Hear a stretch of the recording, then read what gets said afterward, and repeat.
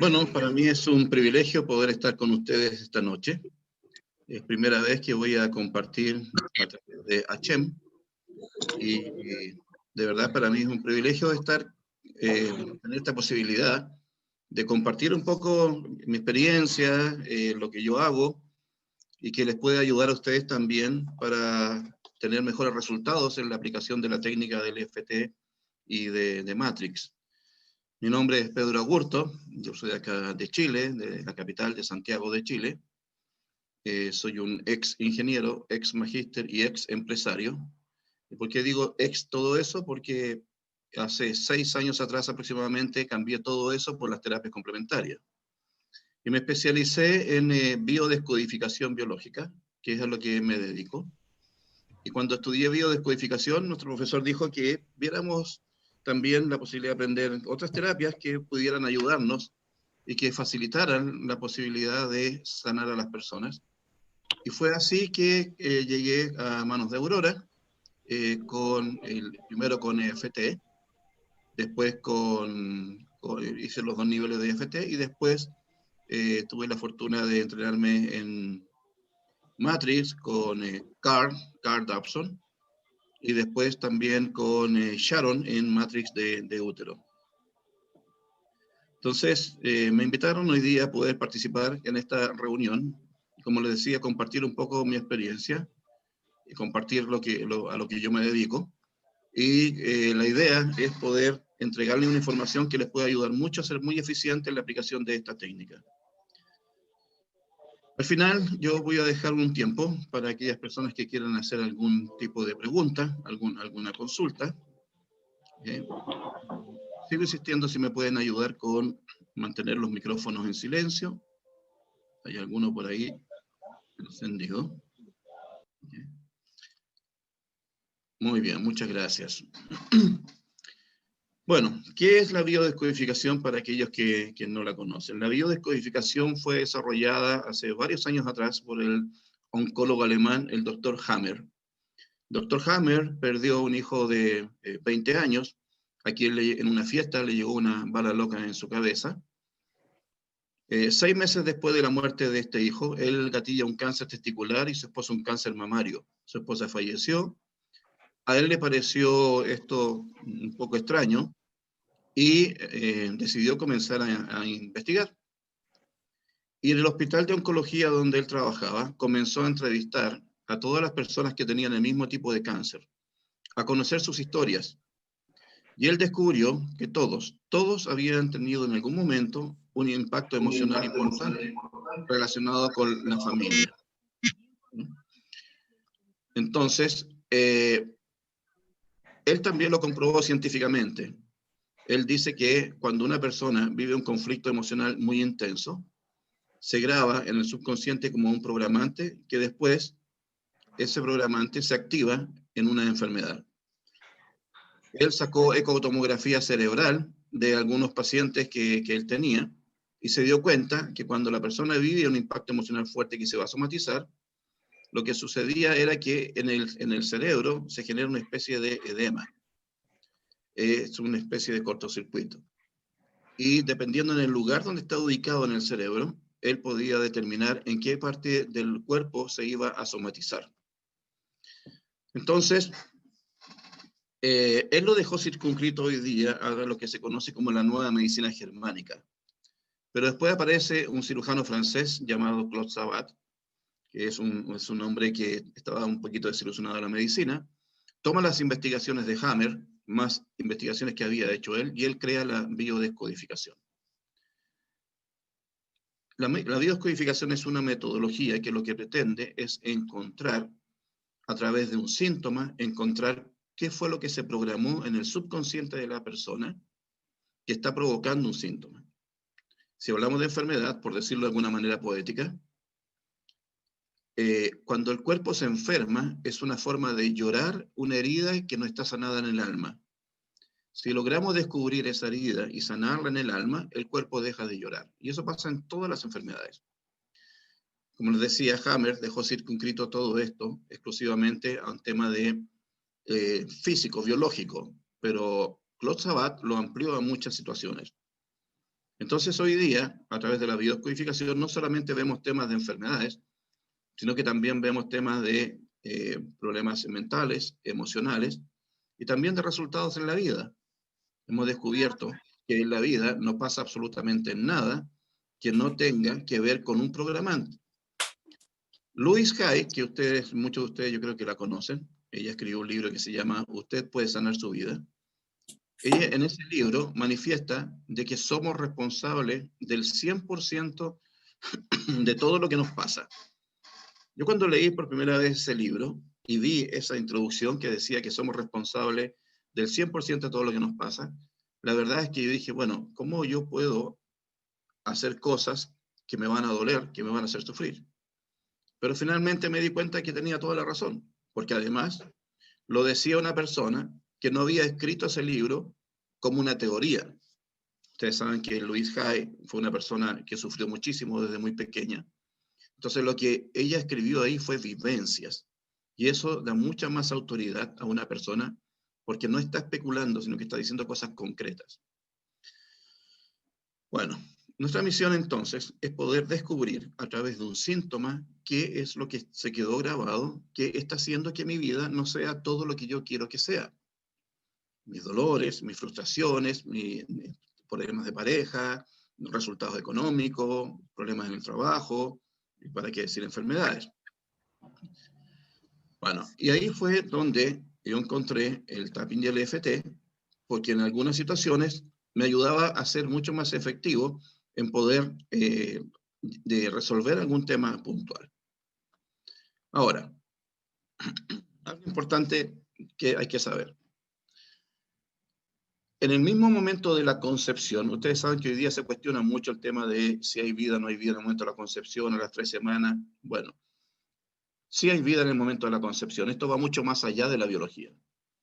Porque en el mismo momento de la concepción, en el mismo momento que se forma el huevito, ese huevito recibe 3 tipos de información. La primera, hay un trasvasije de todo el árbol genealógico, de las 2 líneas genealógicas, que si pudiéramos acceder a esa información, podríamos llegar hasta la creación del hombre. Pero donde las 4 últimas generaciones van a tener mucha influencia en este huevito. ¿Okay? Y aquí no estoy hablando de que yo tengo la misma nariz que de mi bisabuelo, porque eso es genética. Aquí estoy hablando del sufrimiento que provocó mi abuelo o que él sufrió y que no fue sanado. En la naturaleza nada queda en el aire. Todo lo que nosotros vivimos tiene una contrapartida. A veces cuando atiendo pacientes y me dicen, yo este secreto me lo voy a llevar a la tumba, yo les digo, no tienen ninguna posibilidad, porque cuando nos vamos limpios. El problema es que ese secretito lo dejas en la mochila del que sigue. Y así puede ser hasta 4ª generación. El problema es que cada vez que va pasando de generación en generación, la somatización es mucho más fuerte. Y ahí podemos entender, por ejemplo, por qué de pronto hay personas que nacen con dificultades muy graves, muy importantes. Ahí podemos entender por qué hay personas que se van antes de tiempo, jóvenes, niños que se van antes de tiempo, porque en el universo nada queda al azar. Entonces, estas 4 generaciones van a estar influenciando en mi vida. Y casualmente la Biblia dice, para los que son creyentes, que los padres van a heredar los pecados de los hijos hasta la 4ª generación. Ya lo sabían hace 2000 años. Entonces, este huevito en el momento de la concepción recibe esta información genealógica de vivencias.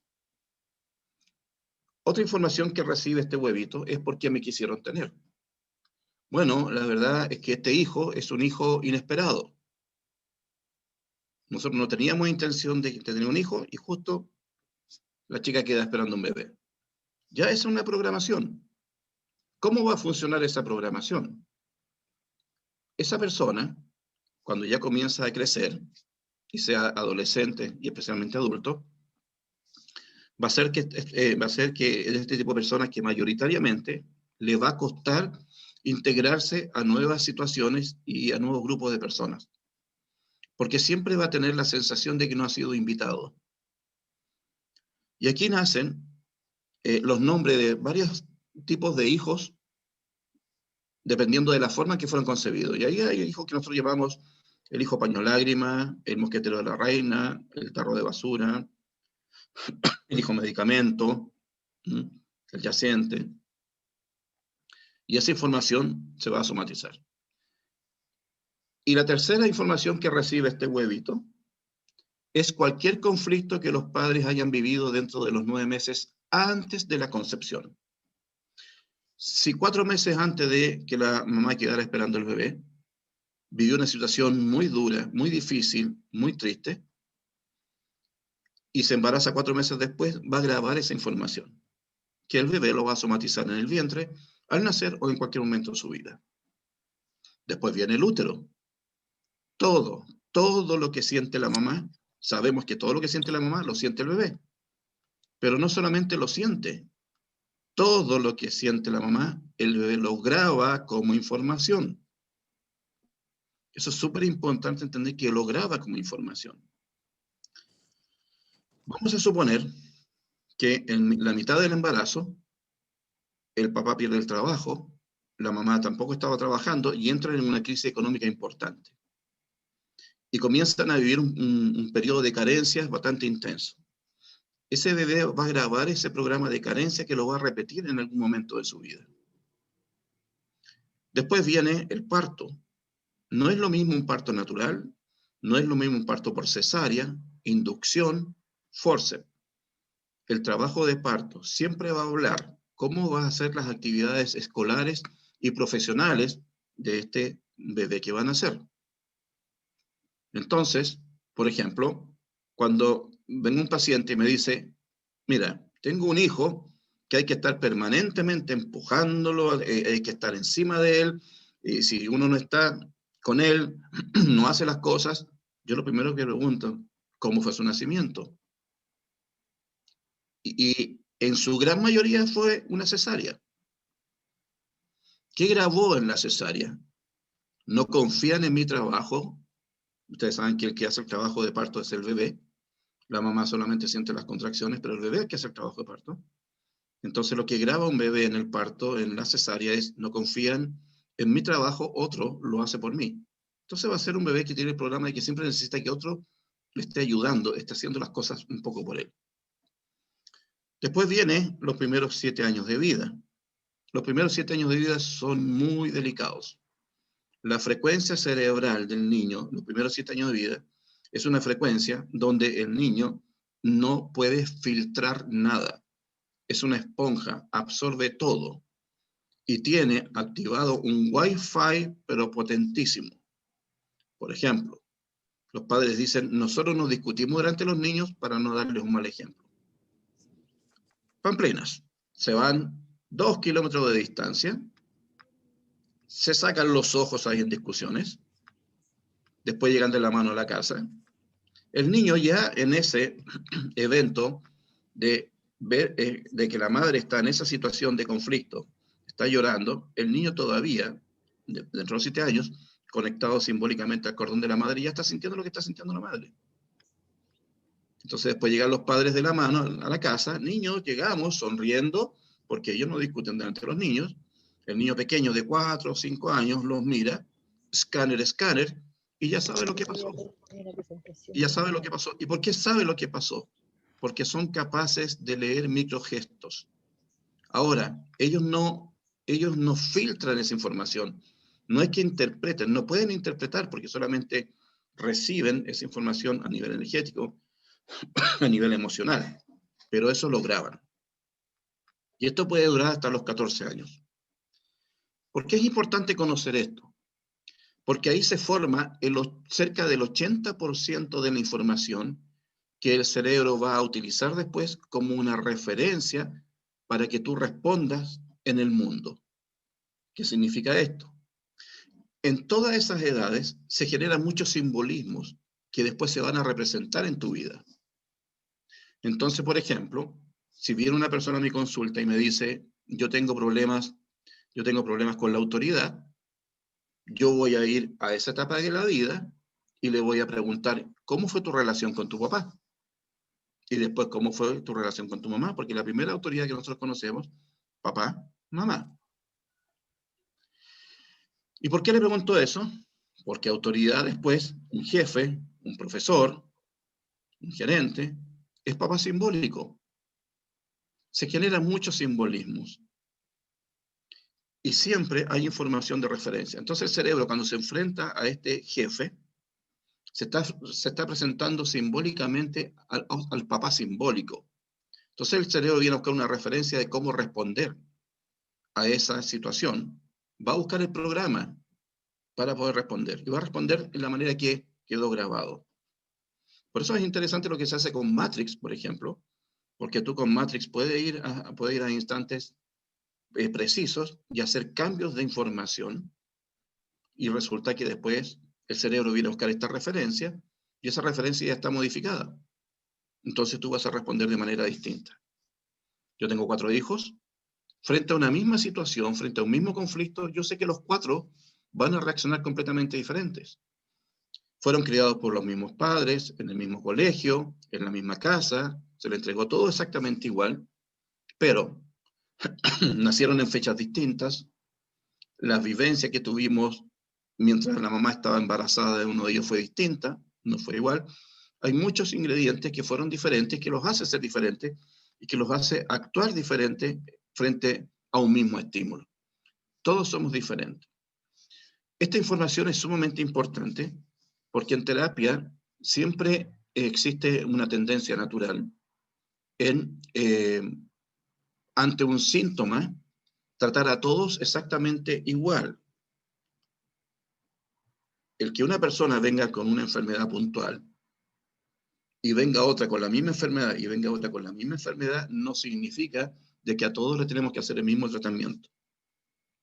Porque todos, como son personas diferentes, reaccionan emocionalmente diferentes, tienen una forma de pensar diferente, hay que considerar eso, de que no por tener la misma enfermedad hay que tratarlo de la misma manera. Cada persona es un mundo, cada persona es un universo. Ahora, ¿por qué es importante conocer esta información? Porque está lo que nosotros llamamos el desencadenante, que es cuando ya, disculpen, que es cuando ya se somatiza una enfermedad. Por ejemplo, aparece un cáncer. Yo le pregunto a la persona, ¿cuándo comenzaron los primeros síntomas? Para nosotros cuando comenzaron los síntomas es el desencadenante. Pero para que se desencadene algo, tiene que haber un programante. Algo tiene que gatillarlo antes. Entonces analizamos el desencadenante para poder llegar al programante. Si tú llegas al programante, la enfermedad pasa. Vuelvo a repetir porque es importante conocer esta información, porque, por ejemplo, hay momentos en los cuales ustedes se van a enfrentar a situaciones que van a querer solucionarlas con tapping, por ejemplo, y me recuerdo en una oportunidad que una persona escribió en el grupo que estaba toda la mañana, había estado muchas horas en la mañana haciendo tapping por la rabia y no se le pasaba la rabia. Muy bien. Bueno, yo por interno le dije que si no estaba teniendo resultados así, entonces era porque la rabia se estaba presentando no como una emoción principalmente, sino que como una reacción. Y aquí quiero explicarle algo que es bien interesante. Cuando yo vivo un episodio, cualquier episodio de conflicto, lo que más voy a recordar va a ser la reacción. Por ejemplo, entrevisto a una persona, hoy día mismo entrevisté a una persona, conflicto con el esposo, y le dije, ¿y qué sentiste? Y ella me dice, rabia, pues, y lo reté. No, esa es la reacción. Entre el conflicto y la reacción, al medio siempre hay una emoción. Entonces, ¿qué pasó con esta colega nuestro? Yo le dije, revisa, en el momento que apareció esta rabia, ¿qué viviste antes de que apareciera esta rabia? Revisa, ¿qué te provocó? Disculpe, ¿qué te provocó esta rabia? Bueno, finalmente descubrió, y que siempre es así, descubrió que ella había vivido un episodio y eso le provocó una pena profunda, que su forma de reaccionar fue con rabia. Entonces, ¿dónde había que hacer tapping? no en la reacción, sino que en lo que provocó la reacción. Y cuando ella hizo tapping sobre esa pena profunda, en 20 minutos ya había desaparecido la rabia. Entonces, por eso es importante que conozcan este tipo de información para que ustedes vayan practicando y vayan siguiendo el rastro de la diferencia entre la reacción y el hecho, porque siempre entre el hecho y la reacción está lo que verdaderamente hay que trabajar. Ahora, sugerencia, cuando una persona manifiesta mucha rabia, rabiosa, siempre esa persona va a estar manifestando, es una reacción a una pena profunda. Siempre. Entonces, cuando tengan ustedes pacientes, si atienden pacientes, y el tema es que la persona es muy rabiosa, muy explosiva, ya saben que si quieren ir más rápido, vean que la forma de reaccionar a esa persona es a través de la rabia, a través de explotar rápidamente. Pero el problema real que tiene es una pena profunda que lo está manifestando a través de una rabia. Y va a ser mucho más rápido que le pregunten cuál es tu pena más profunda, qué es lo que te hiere tanto que te está haciendo reaccionar de esta manera. Es muy común que la persona le diga, no, nada. Nosotros nos reímos mucho, sobre todo en los cursos que hago, porque cada vez que tú le preguntas a un paciente, ¿qué viviste en tal momento, entre qué periodo? La respuesta natural es nada. Y es muy normal que responda nada. ¿Por qué? Porque lo que se está somatizando, el síntoma que está viviendo esa persona es un síntoma inconsciente. Entonces, cuando tú le digas a una persona, Sí, porque fuimos a lo mejor muy tarde. si vas a tratar a alguien por rabioso, porque explota muy rápido, ya sabes que cuando le preguntes por alguna pena profunda que ha vivido, te va a decir que no ha vivido. Y traten de llevarlo. A ver, pero ¿cuándo comenzaste a ser rabioso? ¿Adolescente o ya de adulto o de niño? ¿En qué momento? Uno de los consejos que les doy es que si la persona manifiesta de que esto viene de niño, hay una alta probabilidad de que lo que está viviendo no es de él, principalmente es de la mamá.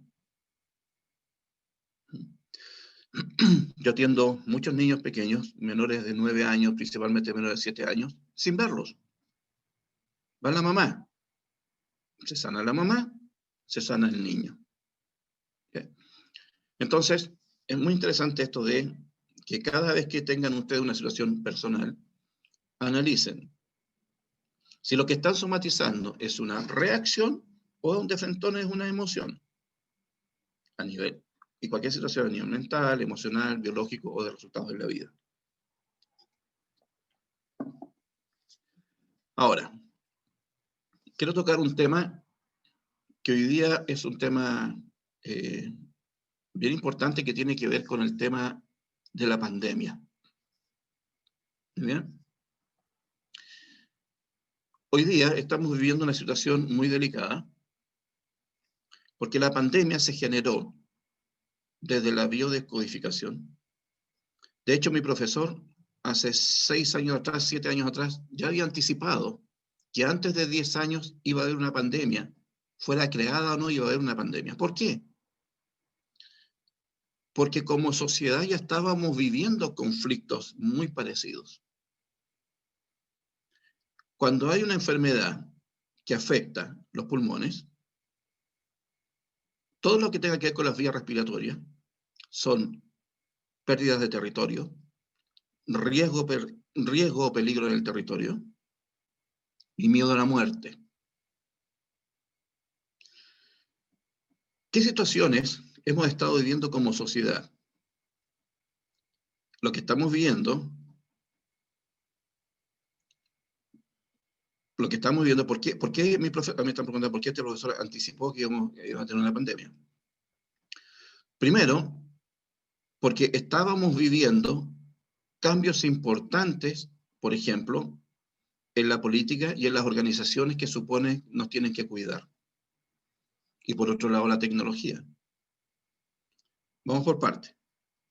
La tecnología avanza a velocidad de verdad que es imposible que tu cerebro se adapte rápidamente a los cambios en los cuales se está llevando la velocidad de lo tecnológico. ¿Quiénes son los primeros que quedan fuera, al margen? Las personas de la tercera edad. Hoy día hay muchas personas de tercera edad que les cuesta mucho utilizar la tecnología.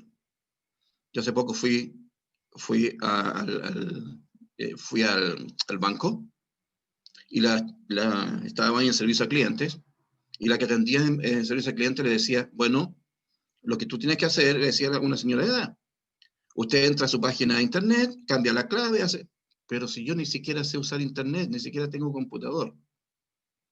Entonces las personas de tercera edad son las que más se han sentido afectadas por los cambios tecnológicos. ¿Qué significa eso? Que la persona comienza a vivir, que está quedando al margen, en su propio territorio comienza a quedar al margen. Entonces comienza a sentir, a vivenciar que está en riesgo su territorio. Y obviamente se hace sensible a que sus vías respiratorias sean afectadas. ¿Qué otra situación estamos viviendo con peligro y riesgo al territorio? En todas las partes del mundo sabemos que, por ejemplo, la corrupción, que ya venía hace mucho tiempo, ha alcanzado a todos los niveles.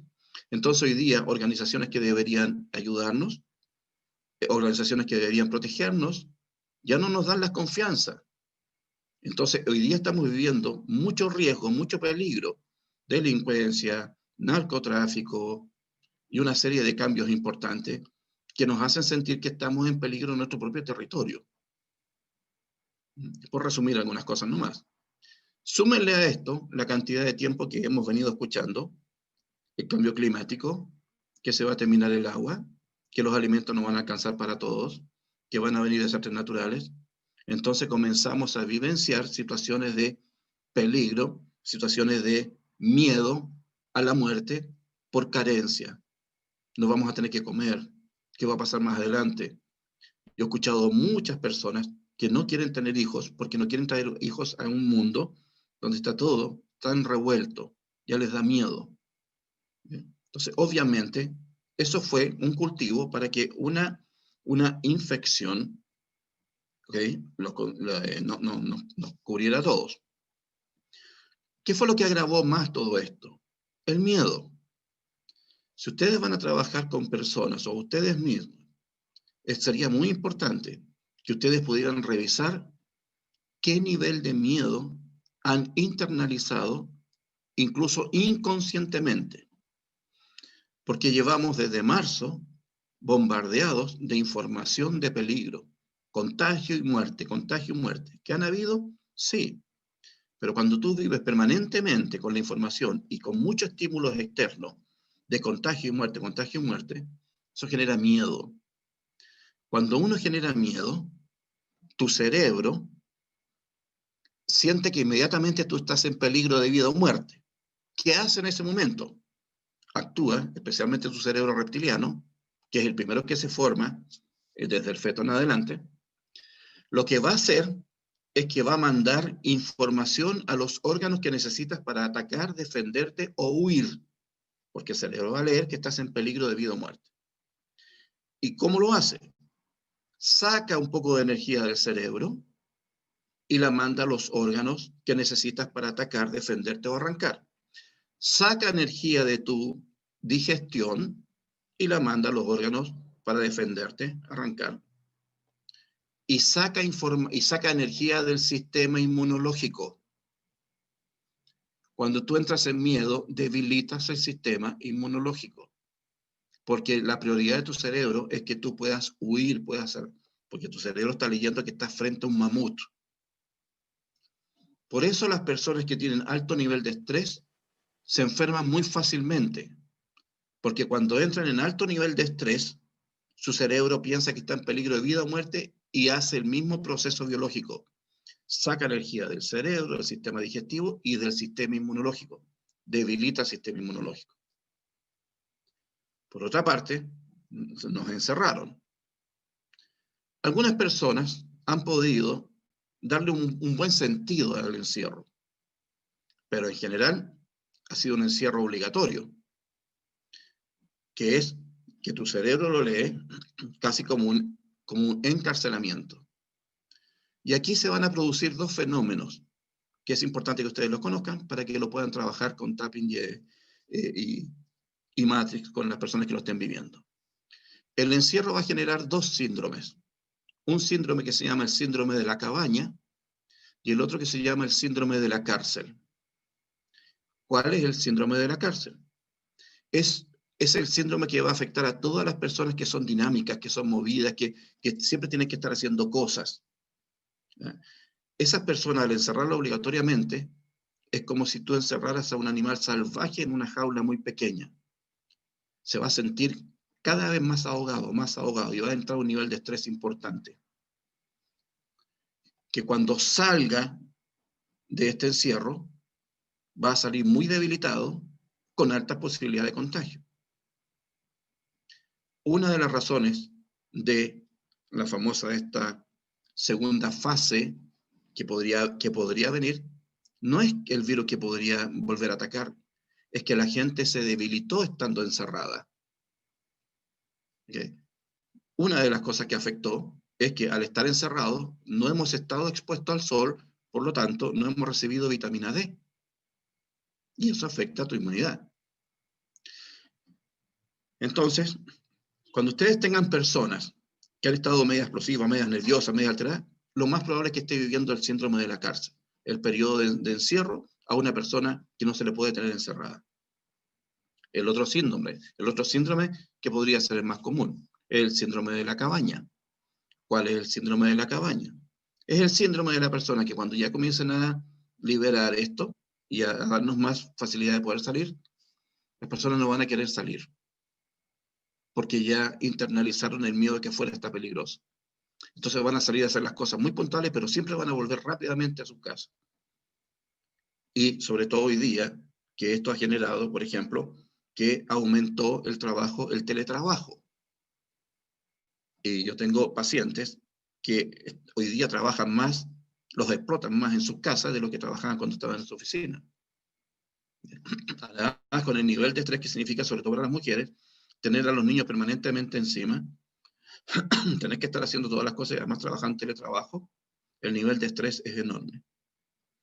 Entonces, hoy día, mi recomendación es que ustedes puedan hacerse un autoanálisis de cómo esto les ha afectado a nivel de miedo, de riesgo,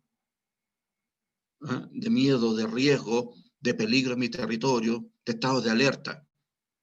Si estamos viviendo estados de alerta o no. Los niños principalmente van a quedar muy marcados con esto que estamos viviendo.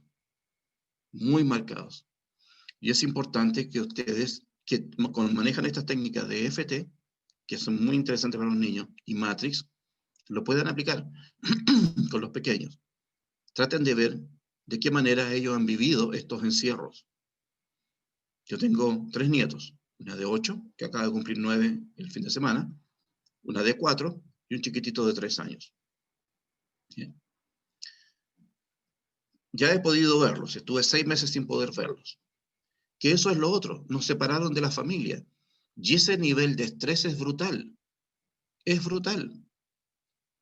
Celebrar cumpleaños online, no poder abrazar a tus hijos, no poder abrazar a tus nietos, es brutal. Entonces también considérenlo para que ustedes puedan evaluar cuánto les ha afectado eso. A veces pensamos que no. Y les voy a contar una experiencia personal de que yo pensé que algo no me había afectado hasta que lo somaticé biológicamente. Entonces hoy día los niños, y me tocó ver hace poco, que una compañera de mi nieta de 8 años la fue a ver al departamento y querían abrazarse y no sabían si se abrazaban o no se abrazaban. Imagínense al nivel de estrés que hemos llevado a los niños, que no se pueden abrazar. Después yo traté de abrazar a mi nieta y me dijo, no, que puedes estar contagiado. 4 años la otra. Le llegó la información a una de mis hijas con respecto al retorno a clases. Yo le dije, no la mandes por ningún motivo, porque lo que van a grabar ahí va a ser brutal, pero brutal. Están están encasillados, separados las bancas, tienen que salir cada una hora, van a sanitizar toda la habitación, tienen que estar permanentemente con el gel, que a todo esto el gel lo que único que hace también, hay que lavarse con jabón, evitar el gel. ¿Qué hace el alcohol gel? Te quita una grasita que tú tienes en la piel, y que esa grasita es una grasa protectora. ¿Bien? Disculpa un segundito, voy a ver que hay un micrófono encendido. Les recuerdo si pueden mantener sus micrófonos en silencio para que nos ayuden.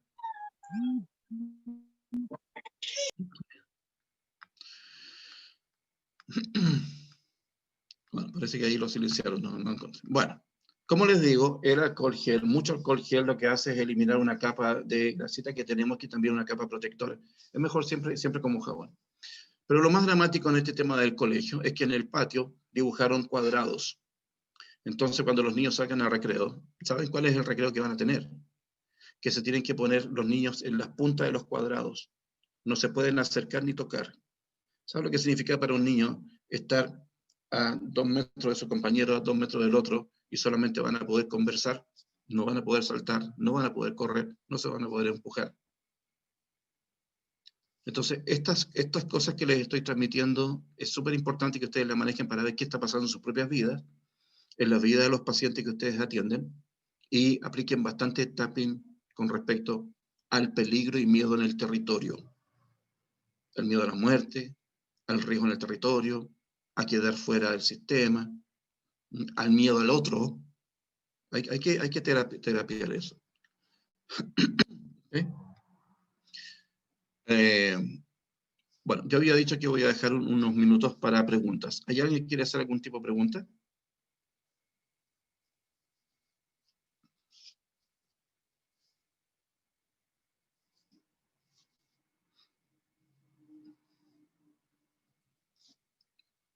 ¿Todo bien?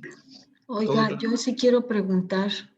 Normita, vamos, pregunte. Gracias. Muy amable, Pedro. De verdad que ha sido un trabajo maravilloso el que ha hecho, al menos a mí, hacer concientización, porque sí es cierto.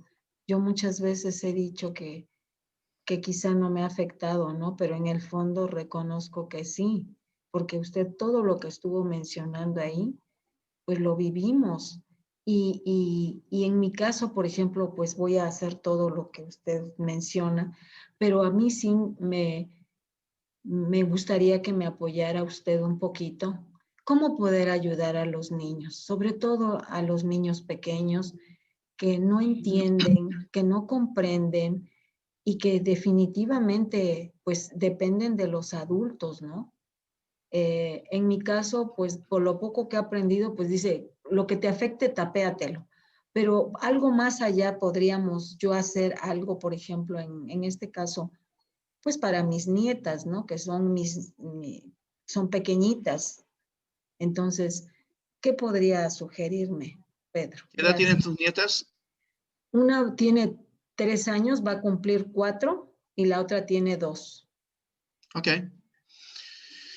Los que son menores de 7 años, mi sugerencia es que primero trabaje con la mamá. Muchas de las situaciones, a ver, si nosotros hubiéramos sabido, ya tenemos la experiencia, pero si nosotros hubiéramos sabido lo intenso que iba a ser esto, habría sido muy interesante desde un principio trabajar con los padres inmediatamente. Porque si los padres están en equilibrio, los hijos están en equilibrio en forma automática, especialmente la mamá. Pero si la mamá entra en pánico y que todos en mayor o menor medida, alguien que dice que no entró en pánico está mintiendo. Porque esto no se había visto nunca. ¿Okay? Porque además, consideren lo siguiente, las economías se vinieron al suelo. Entonces, ¿qué fue el otro conflicto tan intenso que hemos vivido? El conflicto del peligro de la sobrevivencia. El peligro de la sobrevivencia. No voy a tener para comer, no voy a tener techo, abrigo. Miles, millones de personas quedaron cesantes. También me puede tocar a mí. Entonces, ese es el nivel de estrés que viven los padres. Peligro afuera, vida o muerte, contagio, pérdida de trabajo, no vamos a tener que comer. Recuerden que cuando se empezó a hablar de la cuarentena, solo recuerden el pánico que provocó que los supermercados prácticamente se vaciaron. ¿Okay? Entonces, ya ese evento, por eso si alguien dice que esto no le afectó, está mintiendo. No lo está haciendo en forma consciente. Pero es imposible que cuando comenzó esto, sin saber en qué iba a terminar, tú ibas al supermercado y ya la mitad de las cosas no estaban. ¿Sí? Porque arrasaron. Entonces ahí hay un peligro de sobrevivencia. Entonces los adultos viven un nivel de estrés muy alto.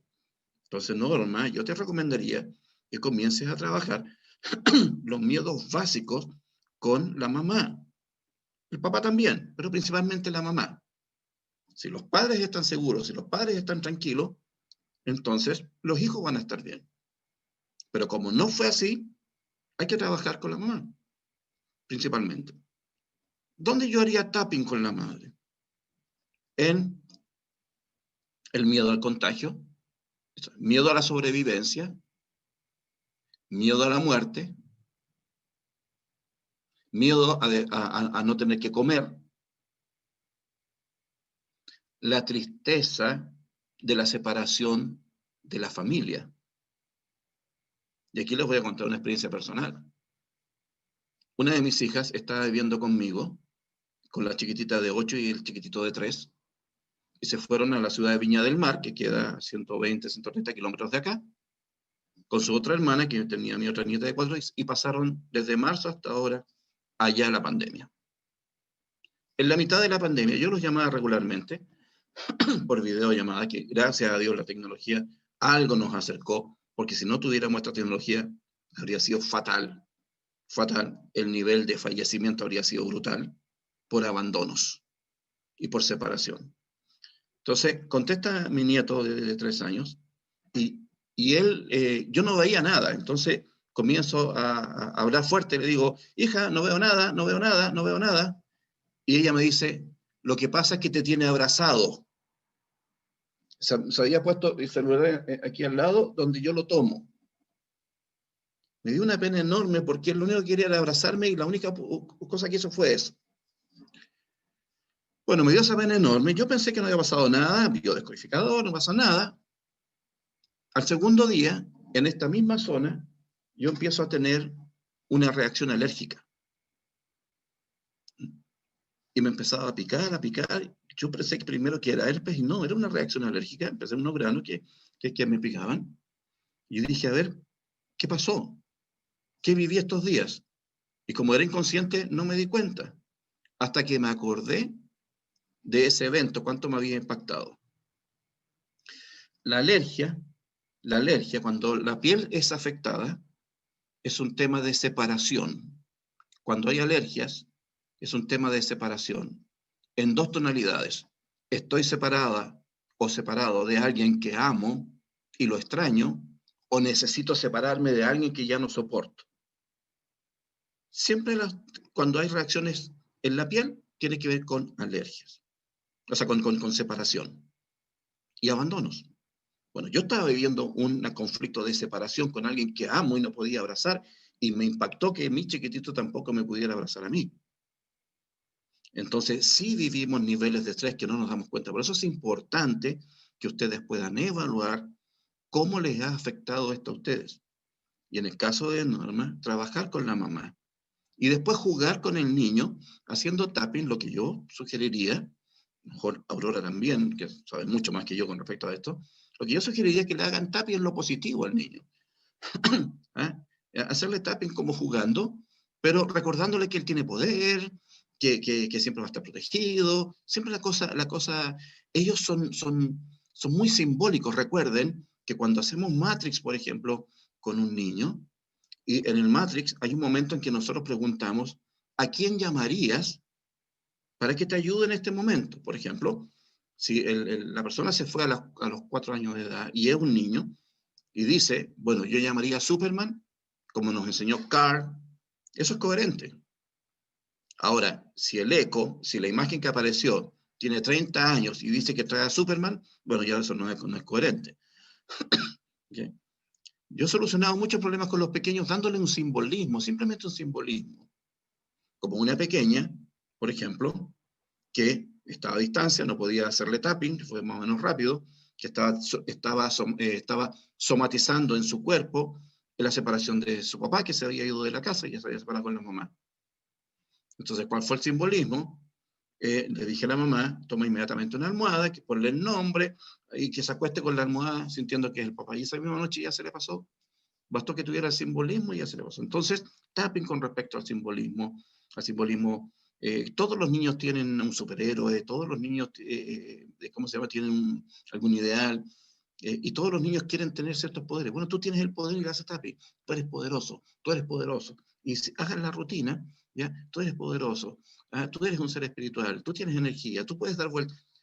Y el niño va a creer al 100%, el niño no cuestiona, sobre todo si es menos de 7 años, pero inmediatamente lo captura. Y yo lo he visto con pequeños, con mi propia nieta que tuvo una enfermedad y a distancia yo le tuve que hacer, le hacía un poquito de, me hacía yo tapping mientras hablaba con ella, hasta que en algún momento le dije, bueno, yo acabo de hacer un ejercicio donde te entregué a ti el poder para que te sanes. Ah, sí, sí, le dije. Así que usa tu poder. Y el otro día se había sanado. Sí, las alergias nasales también tienen que ver con todo lo que tenga que ver con alergias, temas de separación o abandono, y dependiendo de la zona. Ahora, si es nariz, bueno, yo me preguntaría qué está pasando con el papá. ¿Okay? Yo publiqué, Claudia y Aurora tuvieron la gentileza de permitirme que les hiciera una publicación. Yo este sábado parto prácticamente una nueva formación, debido a que había muchas personas interesadas en aprender y no habían tenido muchas experiencias en lugares donde aprender. Decidí dar una formación. Hace 2 semanas atrás ya terminé el primer grupo. Este sábado comenzamos el otro. Son 7 módulos, una vez al mes, todo un sábado y todo un domingo, donde vamos justamente a enseñar ya más en detalle todo esto que les estoy mencionando. Entonces, mis queridos amigos, den una miradita a lo que vivieron ustedes en este periodo. ¿Ah? No es menor la separación de los familiares, no es menor el encierro obligatorio. No es que a mí me gusta estar en casa. Sí, a todos nos gusta estar en casa. ¿Sí? Pero una cosa es que yo quiera estar en casa y otra que me obliguen a estar en casa. No es lo mismo. ¿Sí?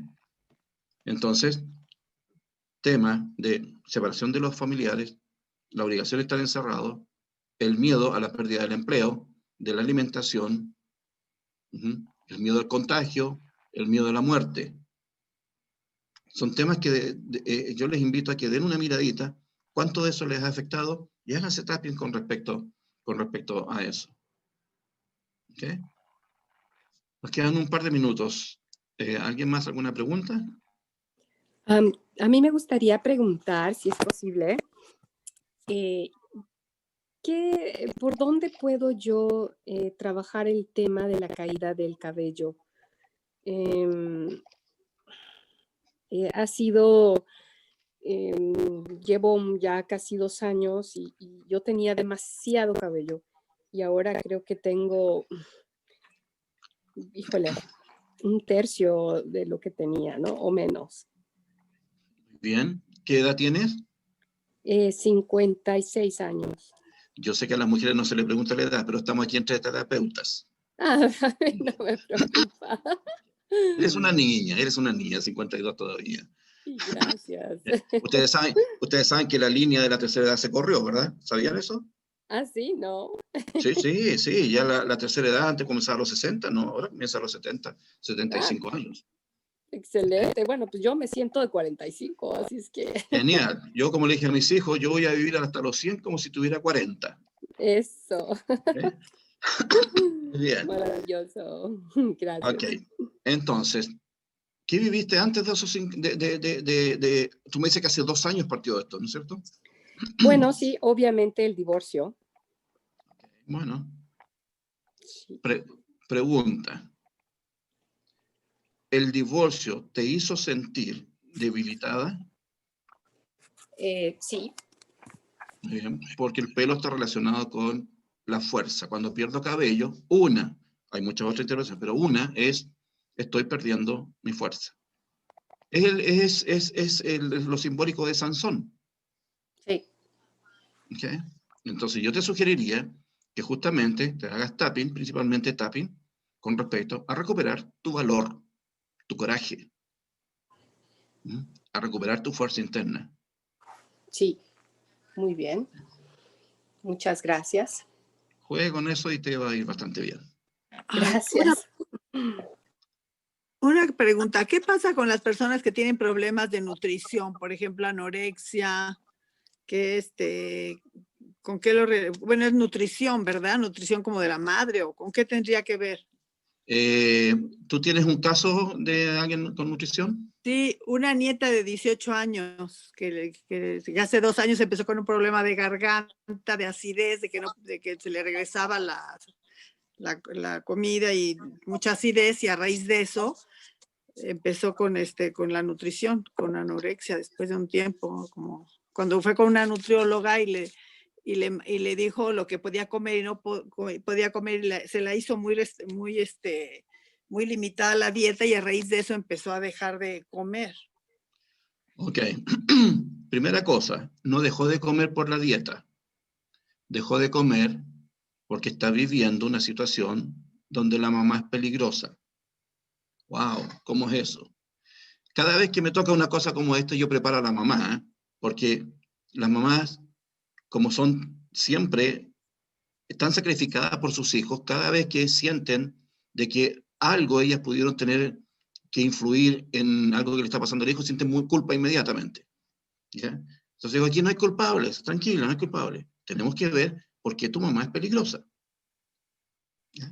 ¿Cuándo pasa eso? Puede pasar, por ejemplo, ¿qué le pregunto yo a la mamá? Le pregunto, ¿cuándo quedaste embarazada? ¿Esta hija que estabas esperando, era esperada? Sí. Normalmente, dime. Sí, sí, era esperada. Muy bien. Normalmente dicen, bueno, la verdad es que no. Ok, cuando dicen que no, hay que preguntar, ¿qué sentiste en el momento que te enteraste que quedaste embarazada? Bueno, un shock, yo estaba estudiando en la universidad, mis padres son tradicionales, son religiosos, y en algún momento se pasó por tu cabecita la posibilidad de abortar. Sí, pero fue un instante nomás, suficiente. Ese huevito ya grabó que su mamá es peligrosa. Ok, es esperada, no está en esa situación que tenemos que investigar. ¿De qué manera esta mamá, real o simbólicamente, se hizo peligrosa para este bebé? Por ejemplo, hay que averiguar qué vivió la mamá mientras el bebé estaba en el útero. Ahora, me tocó un caso donde la mamá no tenía ningún peligro, pero el problema era de la mamá con su mamá, o sea, con la abuela. Ahí había una crisis brutal que lo estaba somatizando la nieta. Chiquitita. Siempre los temas de nutrición tienen que ver con algún conflicto con la madre o con la madre de la madre. Ok, entonces conmigo, que soy la abuela. Entonces conmigo, que soy la abuela. Sí, pero recuerda que aquí no hay culpables. No, ya sé que no, pero algo tiene que ver. Pero hay que ser muy objetivo de tratar de ver en qué cosas me he equivocado, en qué cosas pude haber hecho diferente. Y de verdad vas a encontrar una respuesta muy interesante ahí. Muy interesante. Okay. Tengo una pregunta también. Angélica. Hola, me llamo Angélica. Buenas tardes. Buenas. O no sé, aquí son tardes. ¿Qué pasa con las personas que tienen lupus? Mi cuñada, yo estoy trabajando tapping con ella. Tengo 2 meses y medio trabajando con ella porque ella apenas le diagnosticaron lupus, y todo esto empezó precisamente, se empezó a sentir ella mal, y bueno, ella lo atribuye a todo lo que está sucediendo en este momento. Puede Pero ser. yo pensaría que esto viene de más atrás, ¿no? Yo te sugeriría, ¿tú practicas Matrix? Sí. Ok, yo te sugeriría que la lleves a Matrix, porque lo que hay que descubrir ahí es en qué momento ella comenzó un proceso de autoagresión. El lupus es una enfermedad autoinmune. ¿Cuándo es enfermedad autoinmune? Que el sistema inmunológico desconoce ciertos órganos, o sea, pierde equilibrio, pierde equilibrio, y comienza a reconocer algunos órganos como enemigos y comienza a atacarlos. Entonces hay que ver en qué momento ella vive una situación de alta desvalorización que le puede generar la sensación incluso de autodestrucción. Con Matrix podría, lo más probable es que para ese tipo de casos vas a tener que hacer unas 2 o 3 Matrix. ¿Okay? Okay. Sí. Y recuerden siempre que en Matrix es súper importante poner mucha atención a, y esto es algo un poco por experiencia también, poner mucha atención que la persona se conecte con el eco y que sea el eco el que hable, porque muchas veces la persona comienza a dar respuestas. Ahora, ¿cómo ustedes pueden identificar si la persona está hablando desde lo racional o realmente está escuchando al eco? Y este es un tip que les voy a dar, es que si la persona responde, cuando tú le preguntas, responde en forma instantánea, está ella hablando o él hablando desde su racional. Normalmente cuando tú le preguntas, ¿y qué está pasando con ese eco de 5 años? La persona va a esperar unos instantes. Pero si tiene respuestas instantáneas, inmediatas, no está hablando el eco, está hablando la persona por sus recuerdos racionales. Ok. Muy bien. Muchas gracias. Bueno, me encantaría seguir respondiendo muchas preguntas, y ya hemos llegado al tiempo. Estoy feliz de haber podido compartir con ustedes, espero que esta información les ayude mucho, a que la técnica de Tapping y Matrix sea mucho más eficiente, sea más rápida y poder encontrar prontas soluciones.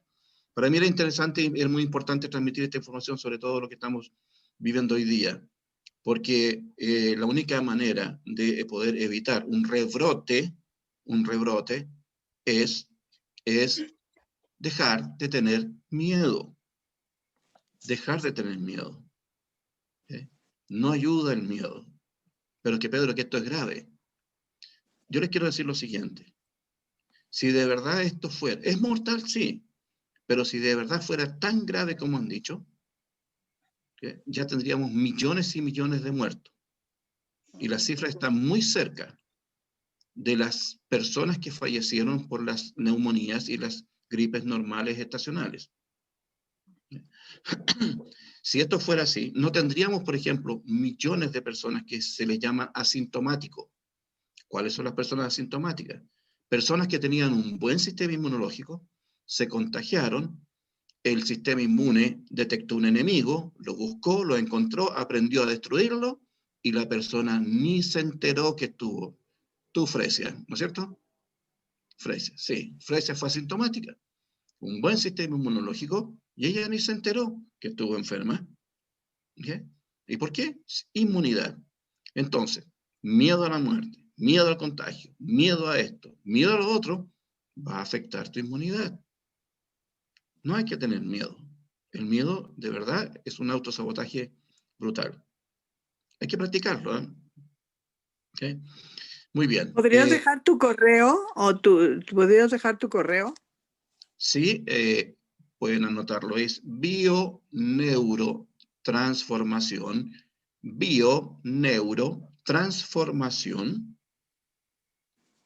bioneurotransformación @gmail.com. bioneurotransformación@gmail.com. Gracias. Aquí me están preguntando por el curso. Yo le voy a mandar la información a Claudia, la subimos, pero la vamos a repetir en el mismo grupo donde ustedes recibieron el mensaje de esta charla. Ahí va a estar la información del curso que parte ahora este sábado. Hay personas inscritas de Estados Unidos, de México, Ecuador. Se viene bien interesante. ¿Va a ser este sábado?